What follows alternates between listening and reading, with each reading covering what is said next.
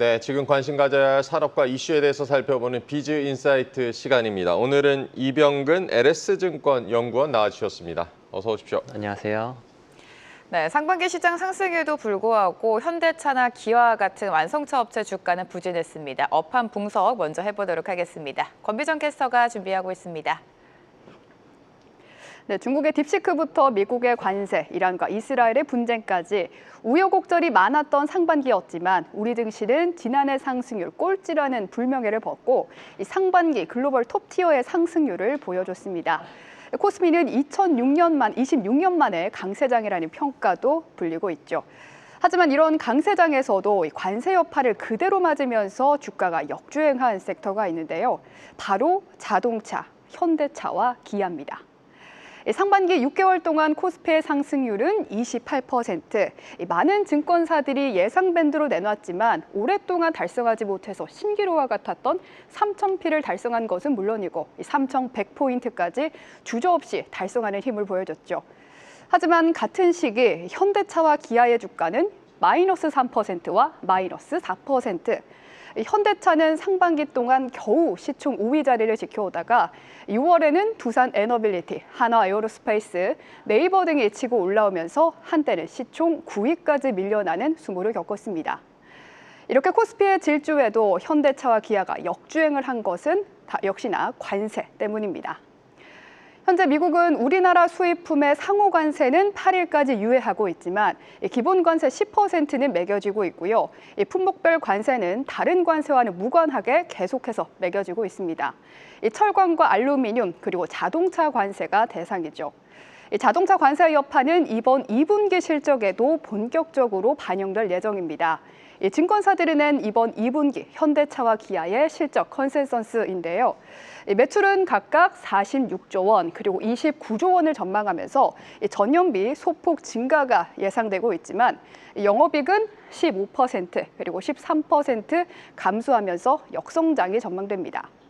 시장이 분석하기로는 관세로 인한 가격 인상 전에 자동차를 미리 구매하려는 수요가 늘어나서 매출은 높아졌지만 관세가 적용되는 차량의 판매가 지난 5월 그리고 조금 더 버텼더라도 6월부터 시작됐기 때문에 영업이익은 오히려 줄어들었다라고 평가를 하고 있는데요. 실제 현대차와 기아가 자동차 시장 조사업체 폭스 오토모티브에 따르면요. 지난 4월 초 기준 현대차와 기아가 미국에 보유한 재고일수는 각각 94일 그리고 62일로 집계가 됐습니다. 현대차는 3달, 기아는 2달치의 물량이죠. 현대차 호세 무뉴스 사장은 6월 2일까지는 자동차 가격을 동결하겠다라고 말했는데 이것도 이 재고를 쓰기 전까지는 버텨보겠다라는 것으로 시장은 분석했습니다. 하지만 미리 비축해둔 재고가 끝날 것으로 전망되는 6월, 현대차는 이제 가격 인상 시점을 고민할 때다라고 밝혔습니다.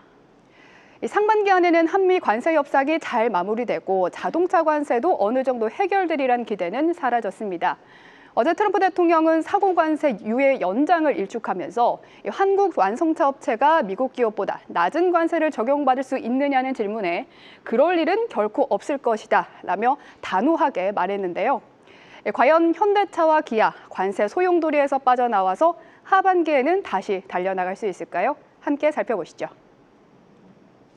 네, 브리핑 보고 오셨고요. 좀 더 깊은 이야기로 들어가 보겠습니다. 연구원님, 지금 자동차 주가 누르는 거 관세라고 봐야겠는데요. 트럼프 대통령이 일본 예를 들기로 했고 자동차에 낮은 관세가 적용될 일은 없을 거다라고 경고하기도 했습니다. 트럼프의 발언 어떻게 보셨습니까?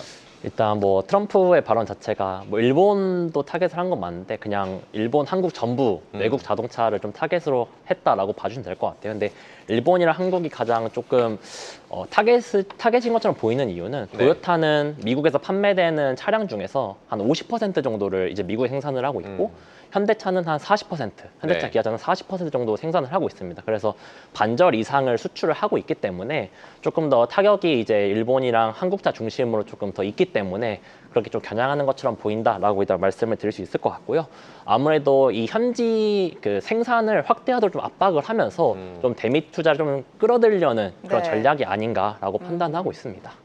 네, 현지 생산을 빨리 늘리라는 압박으로 해석을 해야 된다. 이제 미국과의 무역 협상을 진행 중인 우리 정부 역할이 더 중요해지겠는데 협상을 타결하기 위한 카드로 어떤 것들 좀 필요하다고 보십니까? 일단 가장 확실한 건 대미 투자를 확대하는 거긴 한데 그건 이미 현대차, 기아차가 올해 3월에 210억 달러 정도 대미 투자를 발표를 했거든요. 네. 그래서 여기서 더 이제 추가로 현대차, 기아차가 하기는 조금 기업 단에서는 힘들다라고 보고 있고 정부 차원에서 할 수 있는 거는 이제 미국이랑 딜을 하는 과정에서 개별 단위로 이제 딜을 하는 게 아니라 여러 가지 사안들을 합쳐가지고 패키지 딜을 통해 가지고 협상을 한다던가 네. 아니면 일본이나 다른 나라들처럼 뭐 LNG 수입이나 곡물 같은 거를 수입을 하는 것을 통해서 뭐 추가로 협상을 한다던가 이런 식으로 조금 협상력을 좀 강화하는 방안이 좀 필요하지 않나라고 이제 판단하고 있습니다. 네, 주가 흐름도 살펴보면요. 코스피 지수가 뭐 3,100선까지 돌파하면서 역사적인 상승장을 이어가고 있었는데 상반기 내내 자동차 업종은 관세 타격으로 시장에서 소외가 됐었습니다. 상반기 주가 흐름과 함께 전망까지 좀 지켜볼까요? 네, 일단 뭐 상반기에 조금 유념 있게 보셔야 될 이슈는 네. 뭐 관세는 너무 많이 이제 말씀해 주셔가지고 네. 인센티브를 보시면 좀 좋을 것 같아요.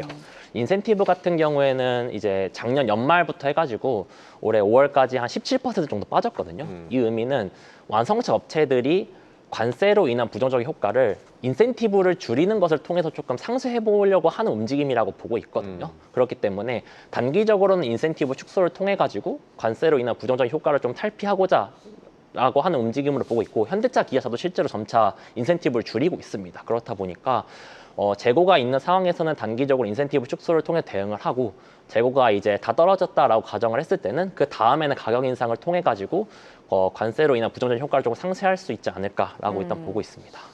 네, 관세 충격을 인센티브를 줄이면서 대응하고 있다라고 분석을 해주셨습니다. 업계에서는 하반기에도 자동차 업황 좀 부정적으로 이어질 것이라는 전망에 좀 무게를 두고 있는 것 같은데요. 자동차 업종을 짓누르고 있는 이 관세 리스크 언제쯤 좀 해소가 될 거라고 보십니까? 일단 이 관세 완화를 예측하는 게 굉장히 어렵긴 한데 저는 그냥 조심스럽게 예측을 하기로는 좀 장기적으로 끌고 가기 좀 어렵다라고 판단을 하고 있어요. 이게 한국이랑 일본 업체뿐만 아니라 미국 업체한테도 엄청나게 큰 타격이거든요. 네. 예를 들어 GM은 올해 관세 때문에 그 에빗 기준으로 이익이 40에서 50억 달러 정도 감소할 거다라고 일단 발표를 했습니다. 이게 네. 어느 정도 수준이냐면은 작년에 GM이 에빗 기준으로 150억 달러 정도 이익을 벌었어요. 그래서 3분의 1 정도 되는 이익이 관세로 인해서 없어진다는 거거든요. 그래서 트럼프 입장에서는 이제 자국 산업을 살리려고 자국에 투자를 받으려고 하는 정책인데 오히려 GM이나 포드 같은 업체들한테도 엄청나게 큰 타격이 가고 있는 상황이거든요. 그렇다 보니까 미국 업체들한테 가는 이런 큰 타격을 감안을 했을 때는 장기적으로 끌고 가기엔 조금 어렵지 않나라고 판단을 하고 있기 때문에 관세 리스크는 지금 좀 고점이지 않나라고 네. 일단 말씀드릴 수 있을 것 같습니다.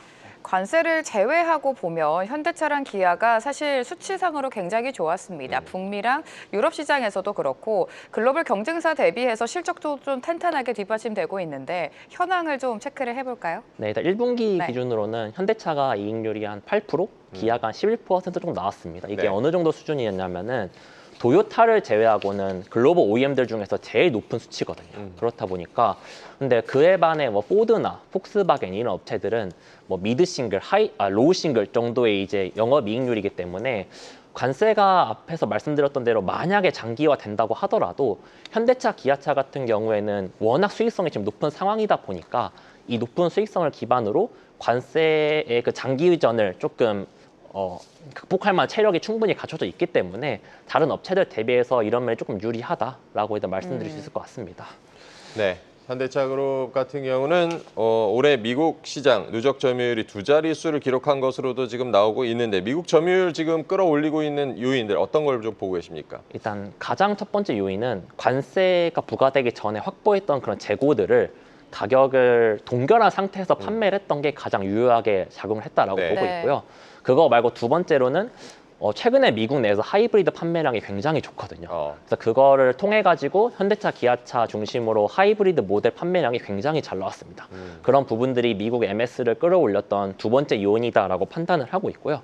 실제로 현대차, 기아차 같은 경우에는 이제 누적으로 현대차 같은 경우에는 40% 정도 YOY로 증가를 했거든요. 네. 그 정도로 하이브리드 판매량이 굉장히 좋은 상황이다 보니까 그쪽에서 조금 물량이 많이 증가했다라고 보고 있고 그리고 현대차, 기아차 같은 경우에는 하반기에는 이제 팰리세이드나 텔룰라이드 같은 대형 SUV 하이브리드 모델이 그 미국에 출시될 것으로 지금 예정이 되어 있다 보니까 또 이거를 중심으로 해가지고 판매량이 더 증가할 수 있을 만한 요인이 충분히 하반기에 존재한다라고 일단 말씀드릴 수 있을 것 같습니다.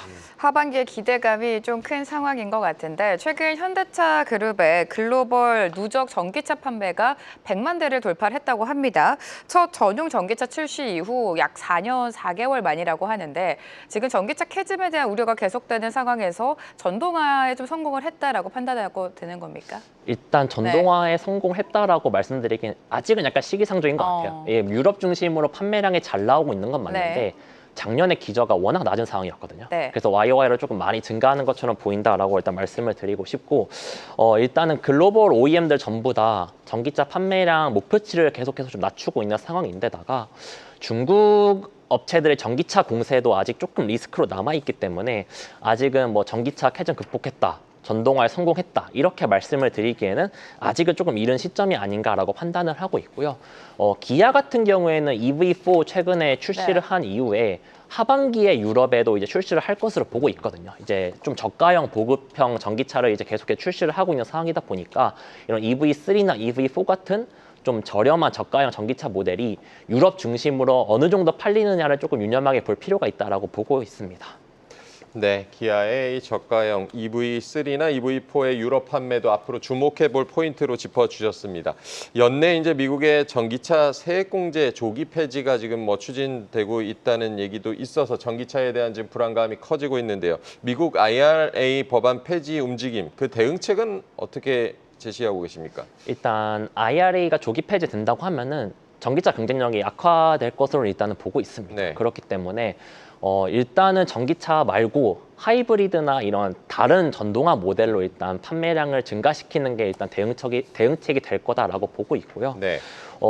근데 현대차, 기아차 같은 경우에는 다행히 일본 업체들과 같이 해가지고 하이브리드 라인을 가지고 있는 몇 안 되는 업체들 중에 하나거든요. 그래서 다른 업체들 대비해서 이런 전기차 쪽에 조금 불황을 조금 극복하기에 좀 유리하다라고 네. 일단 말씀을 드리고 싶고 실제로 현대차, 기아차 같은 경우에는 지금 하이브리드 쪽도 MS가 굉장히 빠르게 올라오고 있는 상황이에요. 그렇다 보니까 전기차가 조금 안 좋은 상황에서는 이런 하이브리드 라인과 그 내연기관차를 중심으로 판매량을 늘려서 캐시를 일단 확보를 한 다음에 네. 그 다음에 전기차 쪽에서 이제 판매량이 조금 증가하고자 하는 움직임이 보였을 때 전기차 쪽으로 그 쌓아놓은 현금을 가지고 캐펙스를 집행을 해가지고 투자를 늘리는 방식으로 전략을 취하는 게 현재 시점에서는 가장 현실적인 대응책이 아닌가라고 일단 말씀을 드릴 수 있을 것 같습니다.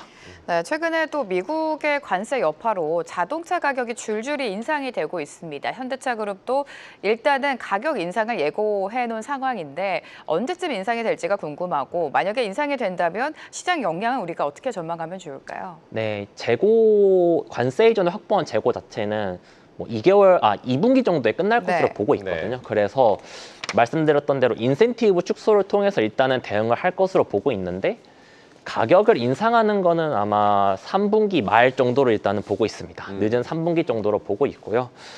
일단은 쌓아둔 재고로 2분기 정도는 버티고 인센티브 축소 그 다음에 가격을 인상하는 방식으로 진행을 하지 않을까라고 보고 있고 가격을 인상을 하게 되면 어쨌든 소비자한테 전가를 하는 거다 보니까 관세로 인한 부정적인 효과는 좀 줄일 수 있을 거다라고는 판단을 하고 있어요. 근데 다만 가격 자체가 높아지는 거다 보니까 소비자들 입장에서는 이제 굳이 구매를 안 할 수도 있는 선택지가 있기 때문에 판매량 자체는 좀 줄어들 거다라고 일단 보고 있습니다. 그래서 가격을 상승하면은 관세로 인한 부정적인 효과를 줄일 수 있는 건 맞는데 판매량 감소 같은 경우에는 또 실적에는 또 약간 부정적으로 작용할 가능성이 있다라고 말씀을 드릴 수 있을 것 같고요.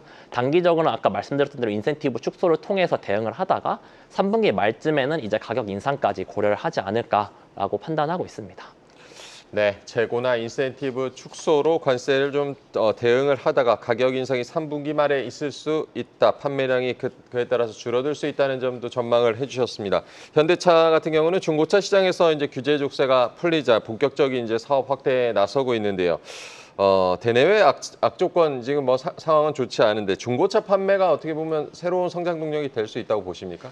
일단 새로운 성장동이 될 수도 있는 건 맞는데 네. 일단 뭐 신차가 최근에 잘 안 팔리는 것도 있고 뭐 수출이 부진한다던가 뭐 관세 이런 대내적인 변수가 워낙 많다 보니까 새로운 동력으로 적용할 수 있지 않냐라고 여쭤보실 수는 있는데 일단 중고차를 수출하는 과정에서도 관세가 25% 똑같이 붙거든요. 그렇다 보니까 네. 당분간은 이 중고차 쪽으로 진출을 하더라도 내수에 조금 집중을 많이 할 것 같아요. 그렇다 보니까 내수에 집중을 한다는 거는 그렇게 저는 업사이드가 크진 않다라고 보고 있거든요. 어쨌든 해외에 팔아야 더 업사이드가 크다라고 보고 있기 때문에 단기적으로는 이렇게 국내에서 중고차를 판매하는 걸 통해서 뭐 새로운 성장 동력으로 삼는다던가 뭐 실적에 조금 애드가 된다던가 네. 이렇게까지 이어지기에는 아직은 조금 힘들지 않을까라고 판단하고 있습니다.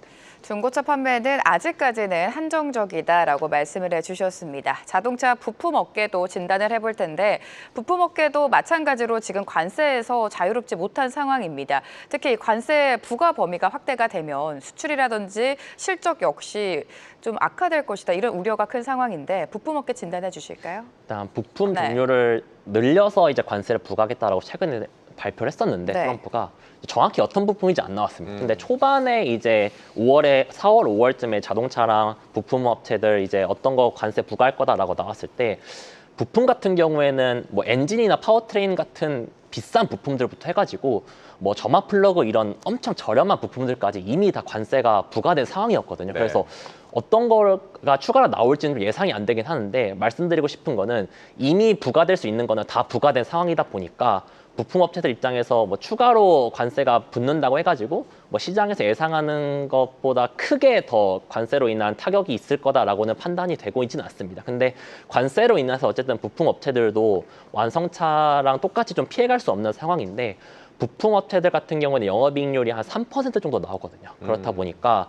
관세 수출로 나가는 그런 물품들에 있어서 관세가 이제 들어온다고 하면은 뭐 적자까지도 좀 볼 수 있는 상황이다 보니까 완성차보다 더 안 좋은 상황이다라고 말씀을 드리고 싶고 그리고 관세로 인해서 지금 현대차, 기아차 같은 경우에는 다른 거에 좀 신경을 못 쓰고 있는 상황입니다. 그래서 기존에 있던 수주가 조금 딜레이가 된다던가 지불해야 될 대금이 조금 딜레이가 된다던가 이런 식으로 조금 부품사 내에서 좀 문제가 발생하고 있기 때문에 어떻게 보면 좀 완성차보다 좀 더 안 좋은 상황을 가지고 있는 게 부품사다라고 이제 말씀을 드리고 싶고 최근에 또 물류비가 연초 대비 엄청나게 올라간 상황이다 보니까 하반기에는 그렇게 물류비가 올라오는 리스크도 조금 점차 반영이 될 거다라고 보고 있기 때문에 부품사는 하반기에는 완성차보다 좀 더 안 좋지 않나라고 일단 말씀을 드리고 싶습니다. 네, 부품 업계도 덩달아서 좀 어려움을 겪을 상황이고 말씀하신 대로 이제 부품사들의 영업이익률이 3% 수준이면은 뭐 정부 지원도 좀 필요해 보이는데 자동차 부품 업계 회복을 위한 지원 어떤 것 좀 보고 계십니까? 일단 정부에서 최근에 말이 나왔던 거는 미국 관세로 인해서 타격을 받는 업체들한테 2조 원 정도의 정책 금융을 지원을 해준다던가 그리고 그거 말고도 자동차랑 부품 업체들한테 15조 원 정도 추가로 정책 금융을 이제 집행을 해준다던가 이런 식으로 좀 유동성을 공급하려고 하는 전략들을 취하고 있어요. 이제 네. 그런 부분들이 부품 업체들 입장에서는 관세가 장기화될 경우에 조금 버틸 수 있는 체력을 좀 닦아줄 수 있는 정책이다라고 일단은 보고 있고요. 그거는 단기적인 거고 장기적으로 봤을 때는 부품 업체들 역시도 미국이랑 유럽 말고도 이제 중국이나 인도 같은 나라들로 수출을 하면서 조금 포트폴리오를 다변화할 필요는 있다라고 보고 있어요. 인도 같은 경우에는 현대차가 작년에 IPO 성공한 이후에 캐파를 계속 늘리려고 하고 있기 때문에 그쪽으로 이제 수주를 받는다던가 물량을 따온다던가 이런 식으로 대응을 한다던가 그리고 중국 내에 있는 이제 로컬 OEM 업체들한테 수주를 받는다거나 네. 죄송합니다. 네, 받는다던가 이런 식으로 조금 수출을 다변화할 필요는 있다. 그런 부분들이 좀 장기적인 대응책이 아닌가라고 판단하고 있습니다.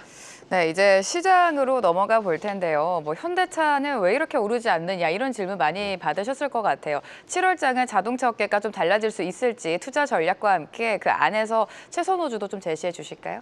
네, 일단 자동차 같은 경우에는 앞에서 잠깐 말씀드렸던 대로 관세로 인한 리스크는 전 주가에 좀 충분히 반영돼 있다라고 판단을 하고 있어요. 실제로 최근에 이제 트럼프 대통령이 관세 관련해서 코멘트가 나올 때도 그렇게 주가에는 큰 움직임이 없었거든요. 뭐 주가가 하락한다던가 이런 식으로 큰 움직임이 없었기 때문에 관세 관련해서 시장에서는 이미 다 반영이 되어 있다라고 판단을 하고 있기 때문에 저점 매수 전략이 좀 유효하지 않나라고 판단을 하고 있고 7월에 유념해 볼 만한 이슈는 아무래도 실적일 것 같아요. 네. 실적이 아무래도 있다 보니까 실적을 좀 유념해서 보면은 좋을 거다라고 일단 말씀을 드리고 싶고요. 최선호주는 현대차를 말씀을 드리고 싶습니다. 이유는 다른 글로벌 OEM 업체들은 관세 부과 이후에 좀 주주 환원을 줄이려는 움직임을 계속해서 보이고 있거든요. 근데 현대차랑 기아 같은 경우에는 관세가 발표된 이후에도 주주 환원을 약속한 대로 계속해서 유지를 하려고 하고 있기 때문에 이러한 부분들이 조금 글로벌 OEM들보다 좀 차별화되어 있다라고 판단을 하고 있습니다. 그래서 작년 이후에 외국인 지분율이 굉장히 현대차, 기아차가 많이 감소를 했었는데 이렇게 강한 주주 환원율을 끝까지 유지하는 부분이 외국인 지분율을 조금 끌어올릴 수 있을 만한 트리거가 될 것으로 보고 있기 때문에 현대차를 탑픽으로 제시를 드리고 있습니다.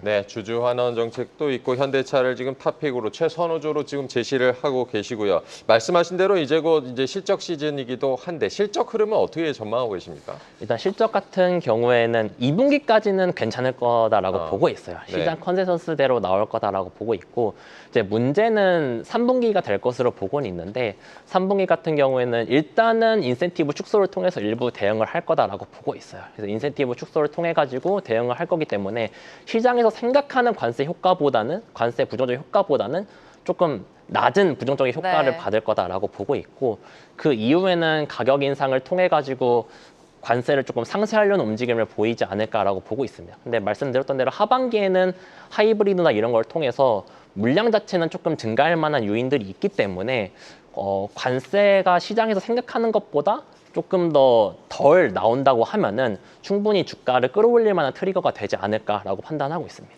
네, 최근 계속해서 시장에서 소외받았던 자동차주 그 안에서 또 현대차를 탑픽으로 제시해 주셨습니다. 저점을 이제 확인했다, 상승 여력이 남았다라고 말씀해 주셨으니까요. 참고해 보시기 바랍니다. 오늘 이병근 LS증권 연구원과 함께했습니다. 고맙습니다. 감사합니다. 계속해서 다양한 경제 이슈를 알고 싶다면 구독과 좋아요, 알림 설정 부탁드립니다. AI 캐스터 권미정이었습니다.